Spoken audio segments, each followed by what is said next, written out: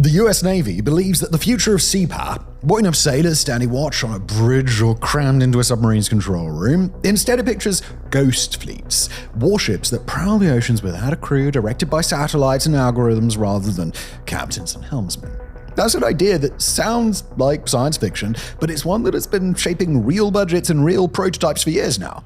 Unmanned surface vessels, USVs that can fire missiles, drone submarines built to cruise for months without surfacing, carrier-based aircraft that refuel strike fighters mid-flight. Together, they're supposed to form a new kind of fleet, cheaper, more survivable, and harder for rivals like China and Russia to counter. The visions, they're easy, aren't they? Reality, a little bit harder. For every headline-grabbing missile test or successful trial voyage, there have been delays, cost overruns, technical failures. Some programs, they're years late, and others are just quietly cancelled or scaled back pretty heavily. Even the projects that work often reveal fresh bottlenecks, from unreliable engines to political skepticism in Washington. So, while the Navy insists that a drone revolution is absolutely coming, the truth is quite a bit messier, and that truth begins with a program, and that program is Ghost Fleet Overlord, which honestly, pretty badass name.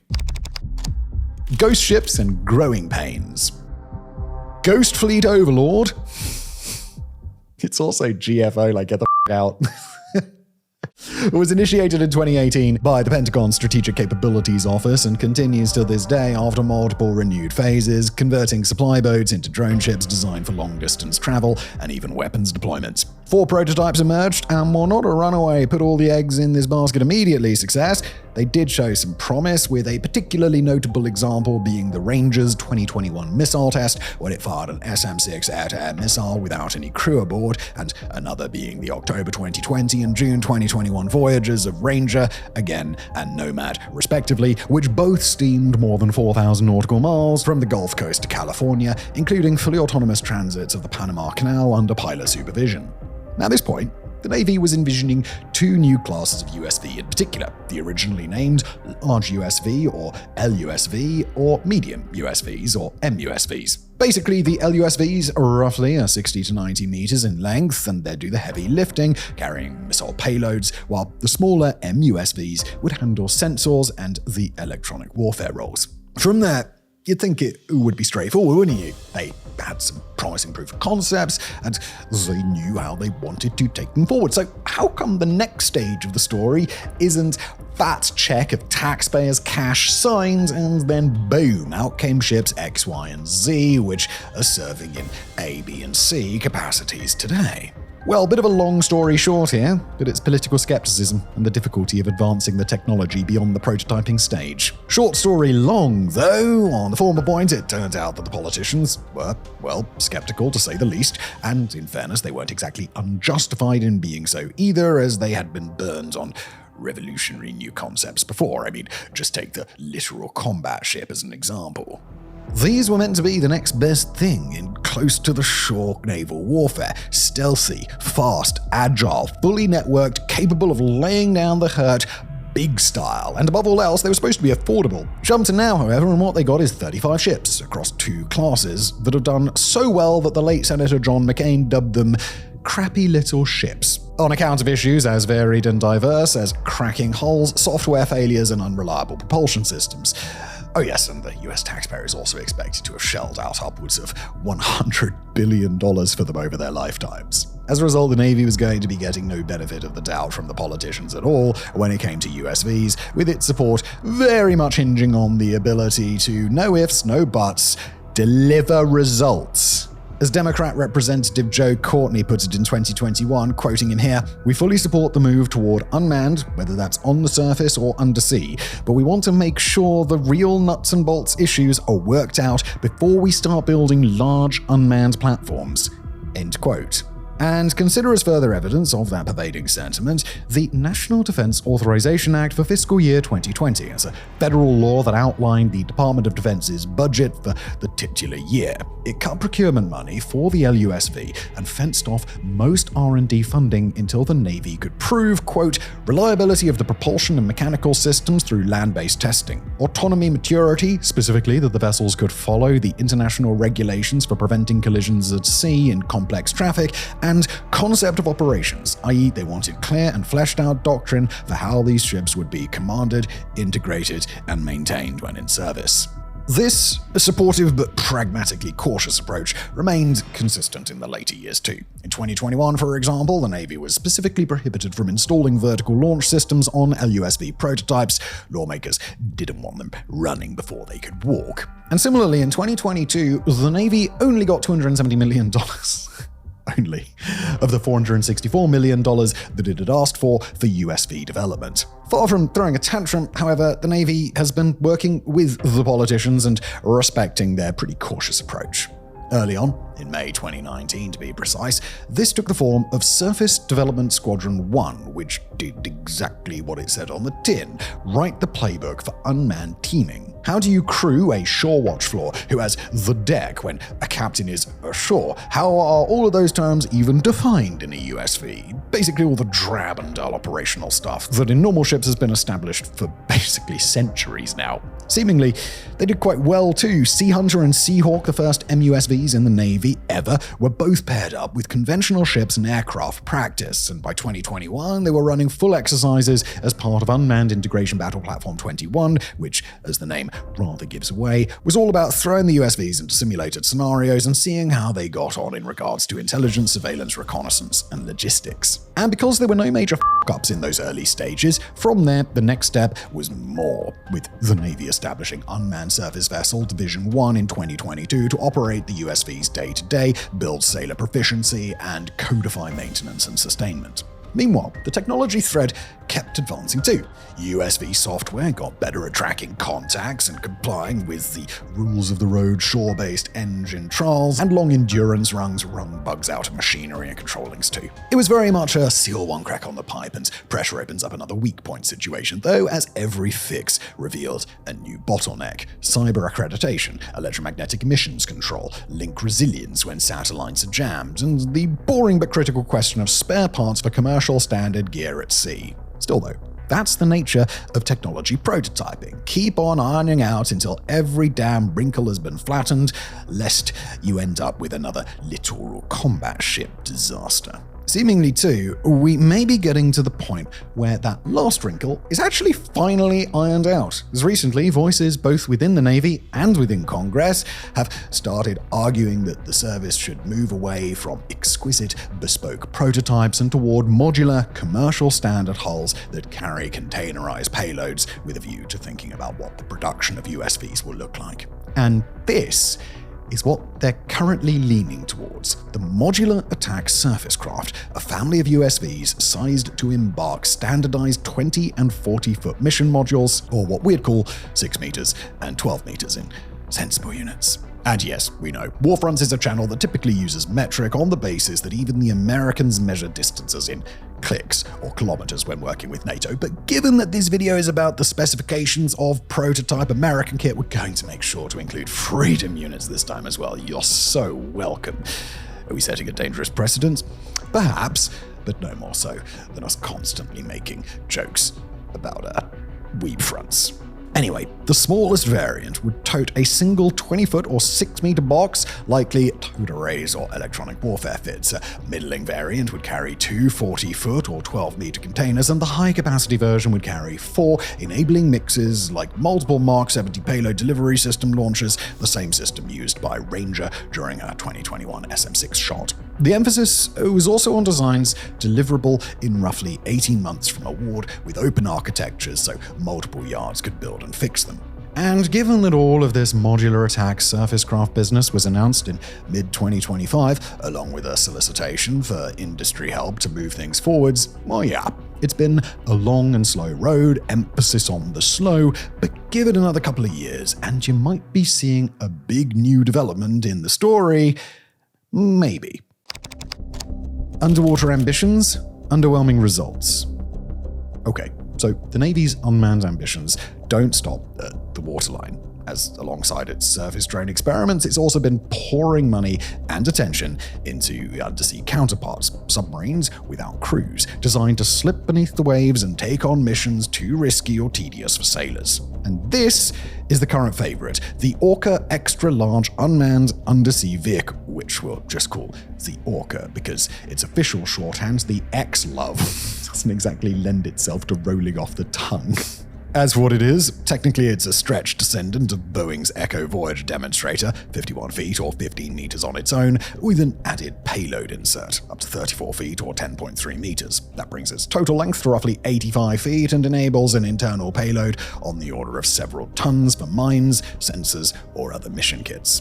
As for what the actual heck 85 feet even means, that's about 27 meters for the rest of the world. Boeing advertises 6,500 nautical miles of range and months of endurance from a hybrid diesel-electric system that recharges batteries when surfaced. The Navy's own materials and industry profiles cite the same broad figures too. The core idea, peer-to-peer autonomy, open ocean transits, bottom following near the seabed, and then long dwell time on task. It could trace its history back to September 2017, when the Navy gave both Boeing and Lockheed $40 million-ish to develop competing designs for underwater autonomous vehicles, or AUVs. Come February 2019, Boeing, now in partnership with Huntington Ingalls Industries, the largest military shipbuilding company in the United States, emerged victorious and was awarded a $43 million contract to fabricate, test, and deliver 4 Orcas and support gear. 6 weeks later, a contract modification lifted the buy to 5 vehicles and brought the potential value to $274.4 million. The Navy, much as we saw in the previous section, was being sensible, however, and so they also added a test asset, a prototype, basically, designated the XLE-0 to wring out risk before the 5 proper prototypes were produced. Now, at this point, everything was looking really rather rosy. Boeing and Huntington, both juggernauts of the defense world, were building upon proven technology. So, what could really go wrong? Well, as it turns out, quite a bit, really. In September 2022, the Government Accountability Office, or GAO, reported that the Orca project was at least $242 million, or 64% over its original estimate, and at least 3 years late on delivery. Whoops-a-daisy. The first Orca was originally due in 2020, then it was pushed back again, and again, and again. And when we say the first Orca, we mean XLE-0 wasn't even the proper prototype. The GAO's diagnosis of the situation was pretty blunt. The Navy had skipped a production readiness review, began fabrication while key design changes versus the original Echo Voyager was still churning, then faced pandemic supply shocks and over 1,500 deviations to specifications. The result was a cascading slip before a single fleet-useful vehicle existed. They did at least deliver XLE-0 in December 2023, though nearly 4 years after winning the contract, so I guess that's something? For her part, she was immediately sent on a shakedown run off Southern California, and with Navy officials saying that lessons learned during it would feed into Orca 1 through 5, the time frame for their delivery was placed in 2024. But then the language changed in the press statements. Deliveries went from being referred to as imminent, as one would expect, to the more cautious and vague concurrent testing while accepting vehicles. And now, as of the time of writing in late 2025, the whole Orca program, according to the GAO's 2025 Weapon Systems Annual Assessment, has now cost $885 million, and it still appears as though the second unit has yet to be delivered. Although we do stress the word appears there, as the matter ultimately remains unconfirmed either way. But for our reasoning, we had absolutely no problem finding headlines like Navy to receive first full-sized Orca XLOV this summer as scheduled challenges persist. This was posted by Inside Defense in May 2025, but as for anything that explicitly discusses delivery, either in the media or by the Navy themselves, there is nothing. There's not even an allusion to it. And for what it's worth, because we do want to be fair here, Boeing and Huntington are both adamant that the situation isn't just one of easily explainable military-industrial complex bloat, but is instead one of having to deal with real challenges. First, there's the pandemic-related issues, as we earlier alluded to. But further, there's also the fact that they maintain that Orca is not just Echo Voyager stretched out and given a new coat of paint, but that there are real engineering issues they're having to contend with. To get months-long endurance and heavier payloads, for example, they say that they had to change the energy system and related design to a new higher-capacity battery, and that had knock-on impacts to safety, integration, and production. The GAO does document this too, as well as supplier changes and the sheer volume of specification deviations. So, to be fair, it may be worth giving the benefit of the doubt on this one, at least a bit.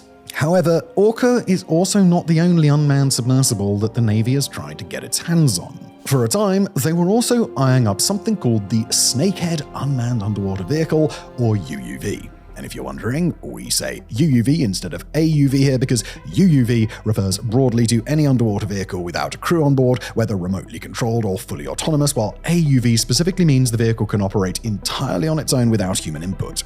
So, all AUVs are UUVs, but not all UUVs are autonomous. Got it?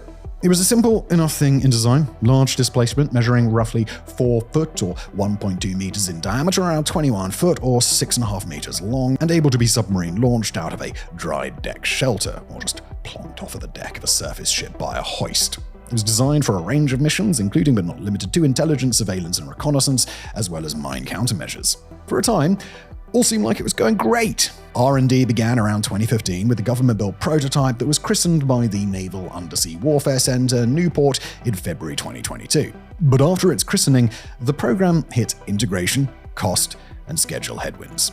The Navy binned the planned industry competition in 2023 and then pivoted to other options instead. That said, the service started flirting with a revival of Snakehead testing in 2024 and eventually did restart development in March of 2025. But there's no reporting on it since then at all, so as for its current status, I think we can say knows.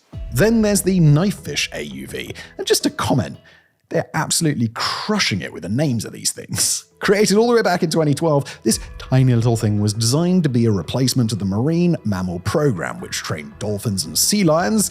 Yes, really, and comes in the shape of a torpedo, 22 feet or 6.7 meters long, and 1.5-ish feet in diameter, or roughly half a meter. Under the skin, it's a Bluefin 21 derivative built by General Dynamics Mission Systems. They acquired Bluefin in 2016, and it hunts the mines that conventional towed gear misses using a low-frequency, broadband synthetic aperture sonar that's tuned for nasty, cluttered bottoms and buried threats, launching over the side, running pre-planned lawnmower-like tracks, and building a map of mine-like objects that it then sends back for a human being to figure out how to handle. Its status, at present, however, is unclear. After it was first unveiled in 2012, it eventually was put through sea acceptance trials off Massachusetts in 2018, and in 2019 entered a low-rate initial production of 10 units, with the first reaching the Navy in March 2021. By 2023, it had at full initial operating capacity, but had procurement paused while the Navy waited on further improvements, and that's where the story goes dry. Has it been sorted and rolled out further since then? Are those improvements still pending, or has the Navy done a 180 and changed its mind? Currently, we have no idea. Finally, there is Manta Ray, a project born of the Defense Advanced Research Projects Agency, or DARPA, rather than the Navy. As what the Manta Ray actually is, it's an extra-large, glider-inspired UUV built for months-long endurance with minimal logistics. Its lifting body platform trades sprint speed for efficiency. It can sip power by buoyancy-driven gliding and then switch to conventional propellers and control surfaces for authority when needed. The hull is sectional and modular with multiple payload bays, so one vehicle can host different sensors or mission kits, and it can park on the seabed in a low-power hibernation stage between tasks. In short, it's a long-range, long-duration platform meant to live off the sea rather than peer space. In terms of role, it's been planned as a quiet, patient ocean watcher. The Navy would place it where they want steady eyes and ears, near busy straits, approaches to ports, or along sea lanes.